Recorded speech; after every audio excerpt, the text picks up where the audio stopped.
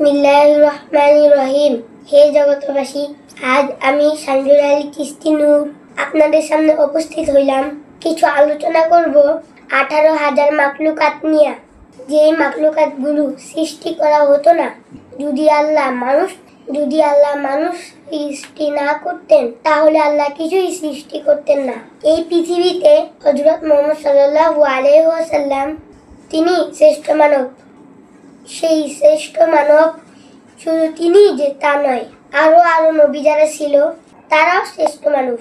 এখন আমরা যদি চাই আল্লাহর আইন মেনে প্রেম ভক্তির জোরে আমরা যদি সেই নবী রাসূলদের অনুসরণ করি এবং ওলিয়া উলিয়াদের মানি এবং কামেল মুর্শিদকে মানি, তাহলে দেখা যায় কোরআন পড়ার পাশাপাশি আল্লাহর ইবাদতের পাশাপাশি তাহলে আমরা ওলিয়া আউলিয়াতে পরিণত হব। আল্লাহ বলেছে কোরআনে, তোমরা আমার ওলিদেরকে কখনো মৃত ভাবিও না। আমার ওলিদের কখনো মৃত্যু নেই, তারা কখনো চিন্তিত হবে না। আল কোরআনের কথা। হে সমস্ত জগতবাসী, আজ আমি সঞ্জুর আলী নূর আপনাদের সামনে যে আলোচনাটি নিয়ে হাজির হলাম, সেই আলোচনাটি অবশ্যই খেয়াল দিয়ে শুনবেন। এখন যেটি বলবো যে আদম জাতি এত শ্রেষ্ঠ জাতি, আল্লাহ কিন্তু কোরআনে বলেছেন আমি আদমের কালবে বসত করি, যে আদম নিজেকে পবিত্র করেছে।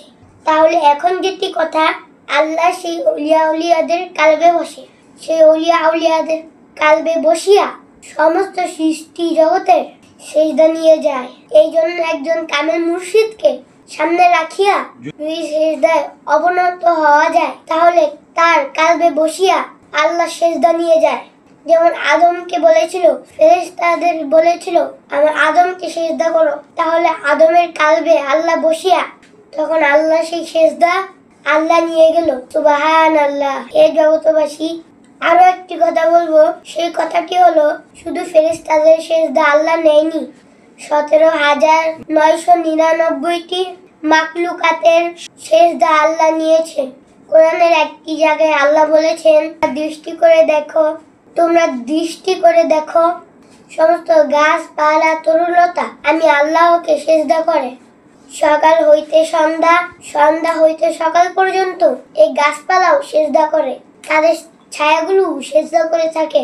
হে জগতবাসী, এটা কিন্তু আমার কথা নয়, এটা কোরআনে আল্লাহ বলেছেন। হে সমস্ত জগতবাসী, আজকে আরো একটি কথা বলবো। মানুষ যখন কাবার দিকে সেজদা করে, সেই কাবার মধ্যে আল্লাহ নেই এবং কাবার নিজে আল্লাহ নয়, কাবার ভিতরে আল্লাহ নয়। আল্লাহ একটি কথা বলেছে যে আমি মুমিনের কালবে আমার সিংহাসন, সেই সিংহাসনে আমি আল্লাহ বসি। হে জগতবাসী, মুমিনের কালবে যদি আল্লাহ থাক, তাহলে মুমিনের দিকে ফিরে আল্লাহু আকবার বলে সেজদা করলে সেই সেজদাতে আল্লাহ পায়। এই কথাটির প্রমাণ কোথায়? যখন আদমকে সেজদা করতে বলেছিল, সে আদমের কালবের ভিতরে বসিয়া আল্লাহ সেই সেজদা নিয়ে গেল। সুবহানাল্লাহ। হে সমস্ত জগতবাসী, এরকম ভাবে পৃথিবীতে এরকম ওলিয়া উলিয়া আছে যাদেরকে গাছপালা তরুলতা সেই অলিদের সাথে কথা বলে। প্রমাণ আছে কোরআনে। লোকমান হেকিমের সাথে কথা বলতো সেই গাছপালা তরুলতা, এবং যখন তার সাথে কথা বলতে বলতে সমস্ত গাছপালা তরুলতা বলতে থাকে, আপনারা আল্লাহর দোস্ত, যদি আমাদের প্রতি দয়া করেন, আমরা খুবই কষ্টে আছি, রোদে শুকি, বৃষ্টিতে ভিজি, একই জায়গায় দাঁড়িয়ে থাকি, আর কষ্ট সহ্য হয় না। হে লোকমান হেকিম, আপনি তো আল্লাহর দোস্ত, দয়া করে আল্লাহর কাছে বলে এই গাছপালা থেকে আমরা মুক্তি চাই।